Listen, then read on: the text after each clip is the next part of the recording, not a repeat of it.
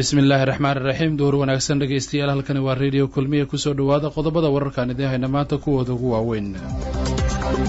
madaxweyne axmed madoobe oo sheegay in muddo sanada uu dhufays uga jiray dawladda Soomaaliya isaga oo shaaciyay in shirkii Dhuusamareeb 3 la soo xiray markii la ogaaday inay tagayaan. in ka badan 10 sano kadib ciidamada AMISOM oo weli wada dilka dadka shacabka ay u geysanayaan iyo dawladda Soomaaliya oo aan xataa ka hadlin dhibaatooyinka ay geystaan. maamulka gobolka Gado oo beeniyay in looga yeeray magaalada Muqdisho si ay ula kulmaan madaxweyne Axmed Madoobe. barnaamij looga soo horjeedo in dawladda Soomaaliya gobolka Gado ka soo saarto ciidamadii halkaasi ay geysana waxa uu ka dhacay magaalooyin gobolka ku yaal.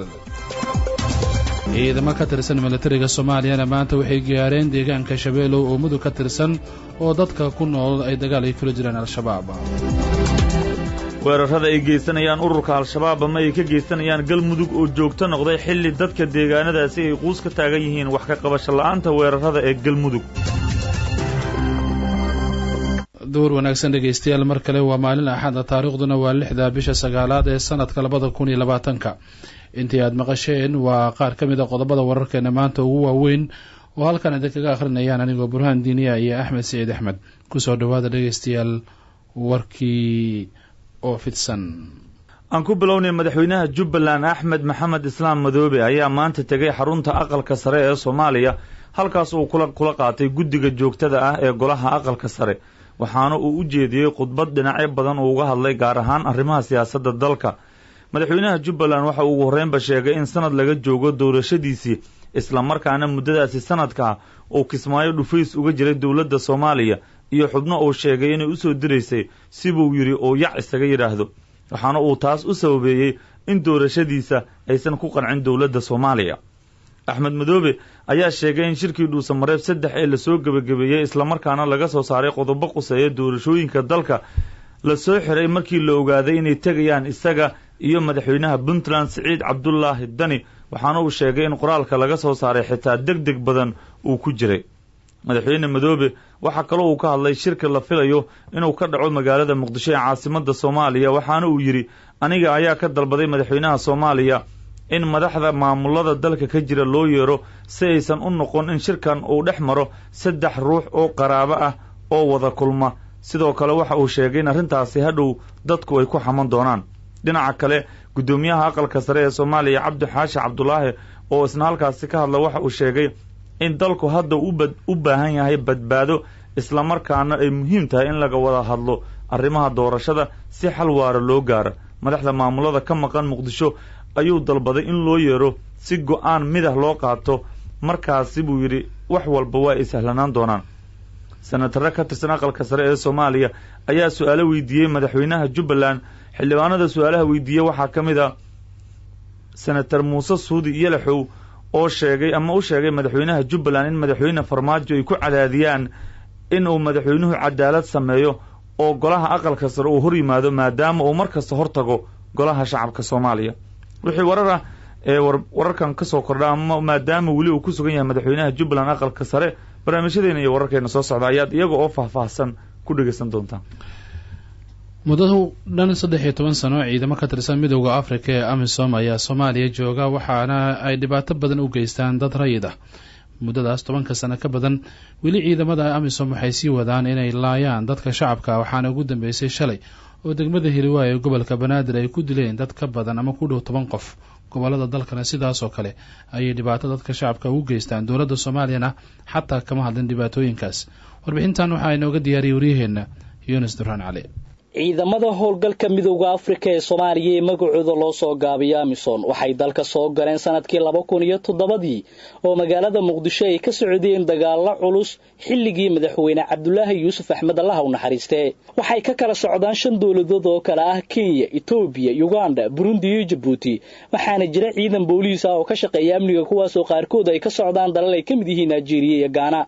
marka hore ujeedkooda waxay ahayd soo gaaristoodii dalka inay ilaaliyaan xarumaha muhiimka ah ee dawladda oo markaas Muqdisho ku koobneed sida dekada iyo garoonka iyo madaxda qaranka balse markii dambe waxaa loo ogolaaday inay ka qayb galaan howlgallada ka dhanka ah al-shabaab ee looga saariyay Muqdisho oo xilliga ay ku xooganaayeen arintaas waxay sababtay laba arrimood oo iskugu jira faa'iido iyo khasaaro tan koobaad waxay ka qayb qaateen ka saarista shabaab Muqdisho iyo meelo kamid ah dalka maadaama awood shabaabku ay halkaas ku lahaayeen arinta labaad ayaa ah intay howlgalladaasi wadeen ciidamadan waxay dhankooda geysteen falal bini'aadanimada ka baxsan iyo asbaabihii dalka lagu keenay taasoo ah in shacab aan waxba galabsan iska xasuuqan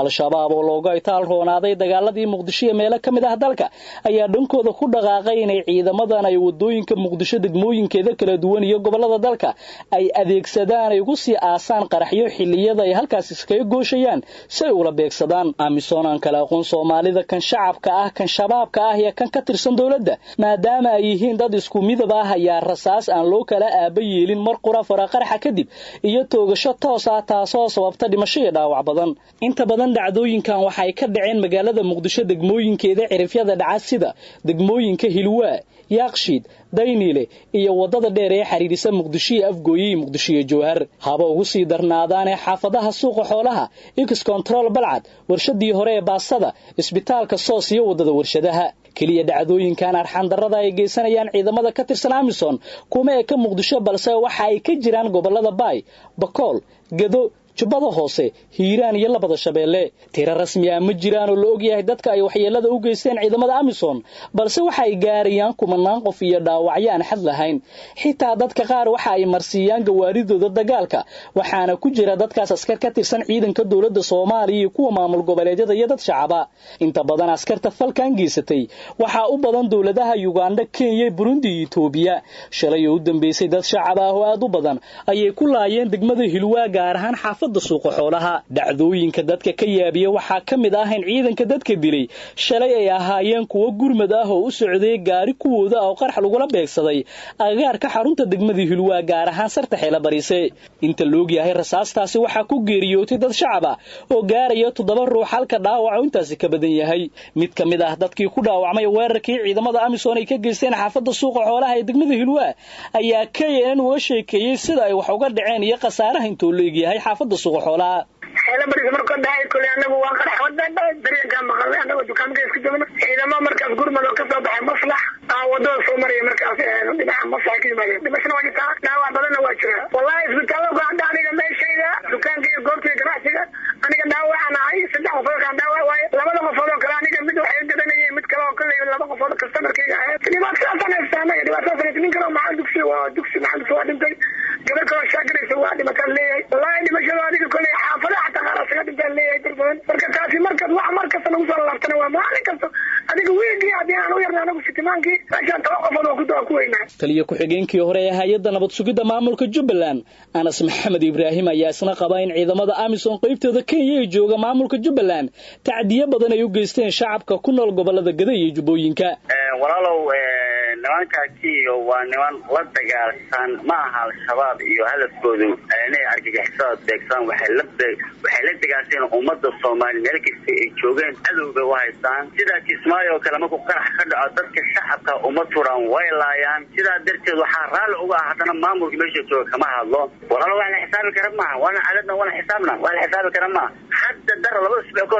ka dhacday duleedka magaalada Kismaayo dusheeda ka dhacday Cabdirabbir oo korkeeda ka dhacday mid kamid ah odayaasha Muqdisho lagu magacaabo Nabadoon Cabdiraxmaan Maxamuud Cilmi Dacay ayaa sheegay in ciidamadan ay Soomaalida ku wadaan dabargoon dawladii dalkana ay ka gaabsanayso in ay ka hadasho dhacdooyinka ay sameeyaan Amisom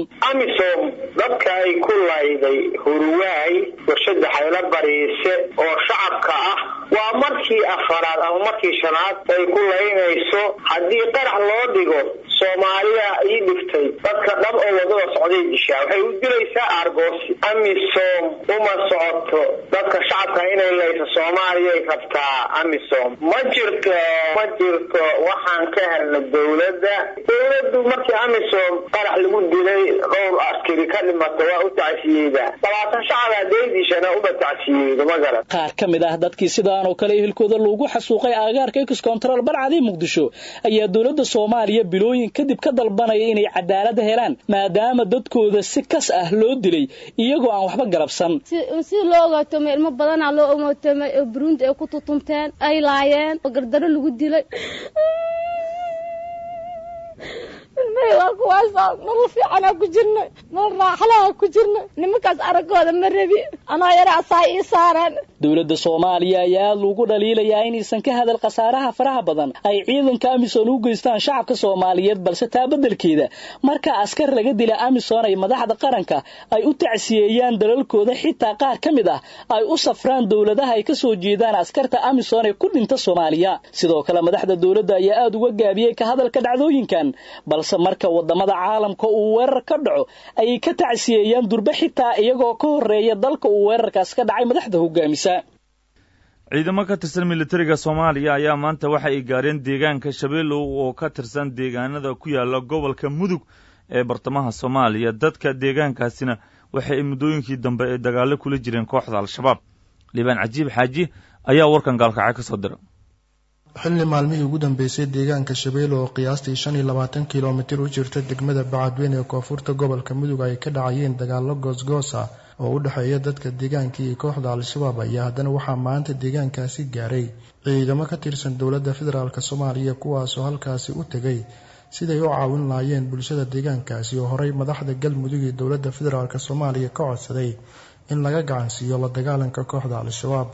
ciidamada dawladda ee gaaray halkaasi ayaa wada dhaqdhaqaaqyo xoogan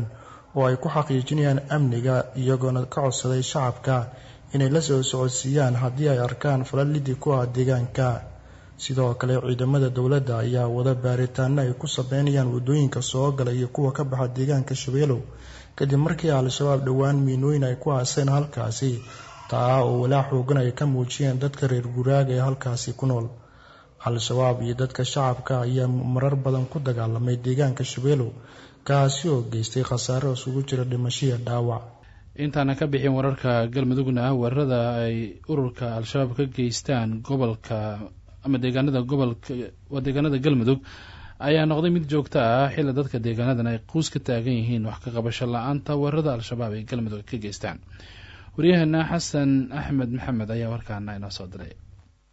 dagaalamayaasha Al-Shabaab oo saaka aroortii hore soo wareey deegaanka Caado Kibir ayaa dib uga baxay kadib markii halkaas dagaal xoogan ay kala kulmeen dadka deegaanka iyo ciidamo ka tirsan booliiska galmudug oo gudaha deegaankaasi saldhig ciidan ku lahaa dadka ayaa sheegay in dagaalka Al-Shabaab iyo dadka deegaanka kadib in ay gaareen ciidamo isku jira booliis iyo military oo gurmahaan uga baxay deegaanka baxday ee gobolka Galgaduud si ay qayb uga noqdaan dagaalka u dhaxeeya Al-Shabaab iyo dadka deegaanka oo garab ka helaya ciidamada booliiska galmudug dagaalamayaasha Al-Shabaab ayaa dadka deegaanka sheegeen in dib ugu laabteen deegaanka Qayb oo aan sidaas uga fogeen deegaanka lagu dagaalamay ee Caado Kibir qof ka mid ah dadka deegaanka oo la hadlay radio kulmiye ayaa sheegay in dadka deegaanka iyo ciidamada ku sugnaa gudaha deegaankaasi ay iska difaaceen weerar ka imaaday dhanka dagaalamayaasha Al-Shabaab isla markaasna hadda xaaladda deegaankaasi ay tahay mid degan ciidamadii ku sugnaa deegaanka iyo kuwa isku jira booliis iyo military oo gurmahaan deegaankaasi u gaaray ayuu sheegay inay ka daba baxeen xubnihii Al-Shabaabka ahaa ee maanta soo wareey deegaanka Caado Kibir ee gobolka Galgaduud isla markaasna ku sugan meel aan sidaas deegaanka uga fogeyn حسن وابو مقالة ما أنت وحوجها كشرة مقالة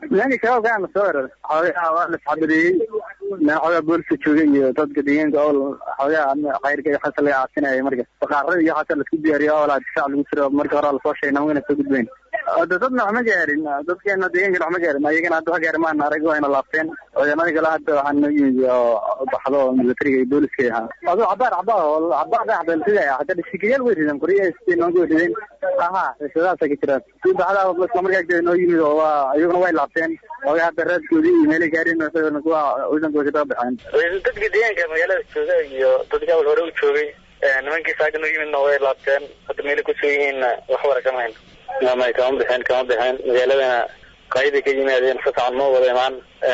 واحد حانا متشوين ودو تغير كومن تشوين بس ما muddooyinka u dambeeyay waxaa deegaano badan oo ka tirsan galmudug joogta ka noqday weerarada Al-Shabaab ku soo qaadayaan deegaano ka tirsan gobolada Mudug iyo Galgaduud kadib markii dadka deegaanka ay diideen bixinta xoolaha Al-Shabaab ay ka doonayaan mana jiraan wax garab ah oo dadka deegaanka ay ka heleen ciidamada kala duwan ee ku sugan mudug iyo galgaduud iyo maamulka deegaanka ka arrimiya inta badan shacabka ku nool deegaanada u dhow dhulka ay ku sugan yihiin dagaalamayaasha al-shabaab ayaa galmudug ku eedeynaya in indhaha ay ka daawanayso weerarada ay kala kulmayaan dagaalamayaasha al-shabaab wasiirka wasaaradda warfaafinta galmudug ayaan weydiiyey waxaa galmudug uga qorshaysan weerarada aan kala joogsiga lahayn oo dadka deegaano badan oo ka tirsan galmudug ay kala kulmayaan dagaalamayaasha al-shabaab waxaana wasiirku uu sheegay in arrintaas hadda uusan ka hadli karin balse loo baahan yahay in wax laga weydiiyo wasaaradda amniga galmudug